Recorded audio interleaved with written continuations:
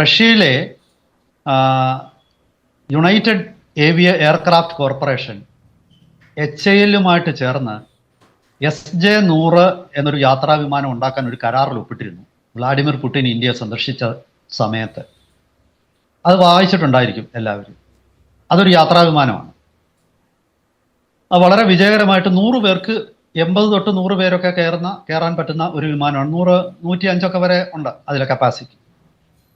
അപ്പോൾ അതിന് തൊട്ടു പിന്നാലെയാണ് ഈ പറയുന്ന അമേരിക്കൻ കമ്പനിയും ഇന്ത്യയിലെ ഒരു വിമാന നിർമ്മാണ ഫാക്ടറി തുടങ്ങാനുള്ള തീരുമാനം അറിയിക്കുന്നത്. അവർ സ്ഥലമൊക്കെ പരിശോധിച്ചുകൊണ്ടിരിക്കുകയാണ്.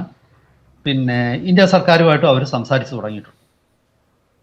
ഇത് ഈ നോട്ടിലസിൻ്റെ വിമാനം, അതിൻ്റെ പേര് ഹൊറൈസൺ എന്നാണ്.